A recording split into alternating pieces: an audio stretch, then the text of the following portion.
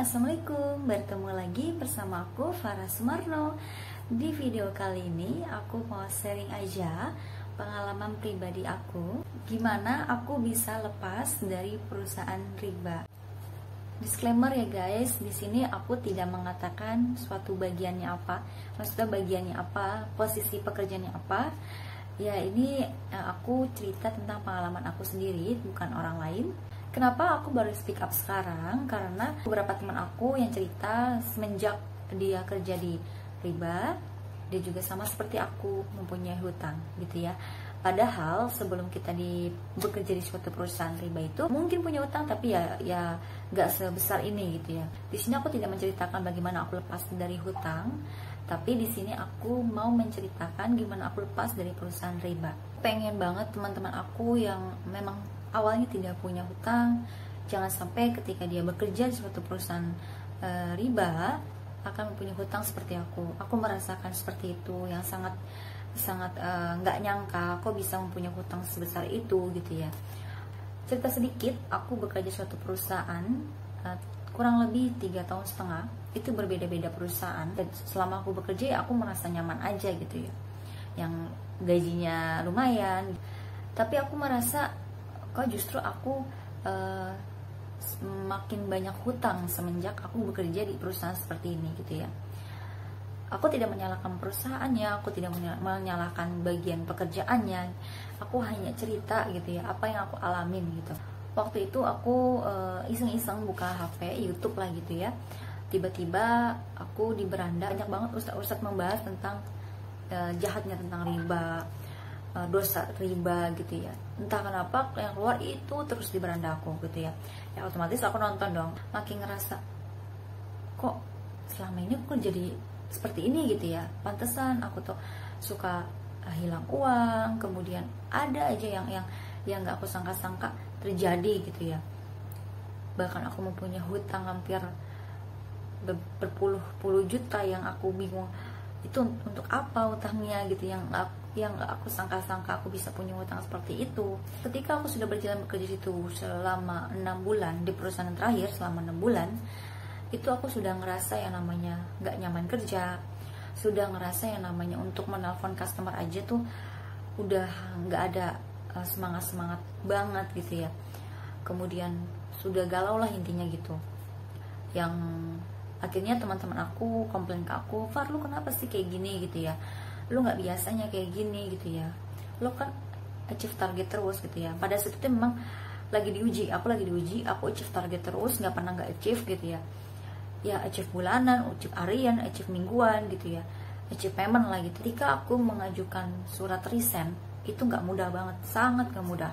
Aku mengajukan pertama ke tim leader aku, dia hanya ketawa. Ternyata dia bilang, kamu kenapa mengajukan resign, ada masalah dengan gajinya kurang, atau mungkin kamu punya masalah dengan teman satu tim kamu, atau memang kamu ada masalah dengan customer kamu gitu ya. Ya aku bilang aku nggak ada masalah apapun gitu ya.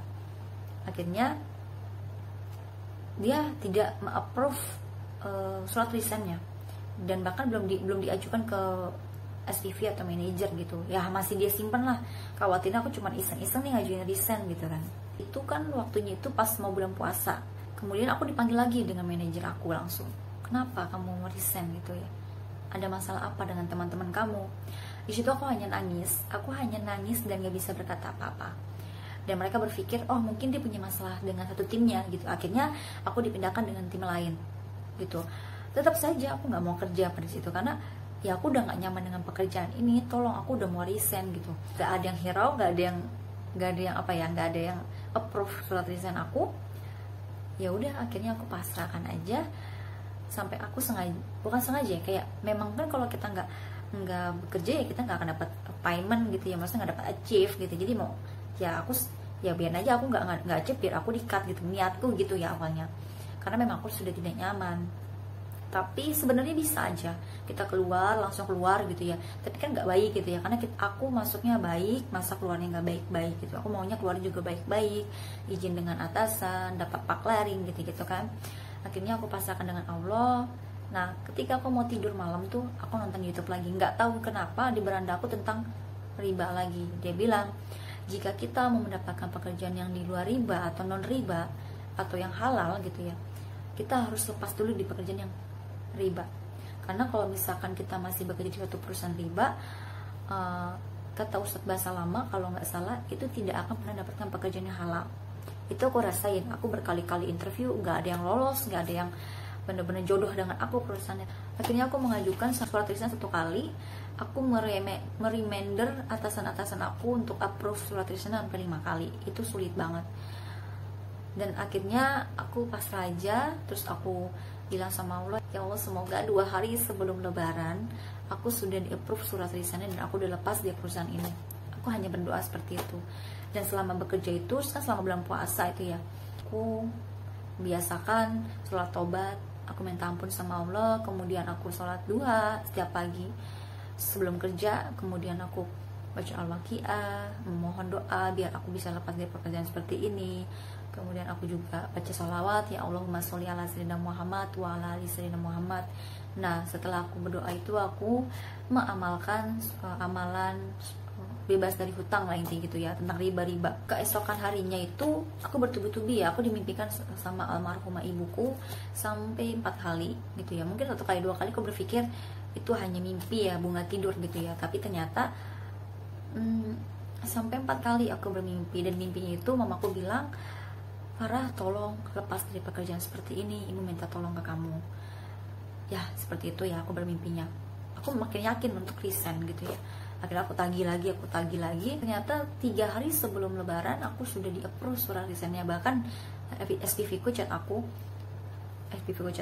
tiap aku ngomong ke aku, Farah, surat resignnya sudah di-approve, kamu jadi setelah ini kamu sudah tidak kerja lagi, gaji pun tidak ada yang dipotong, paklaring pun akan turun gitu ya, maksudnya akan dibantu dikeluarkan untuk paklarinya gitu. Jadi berarti kan aku resignnya baik-baik gitu.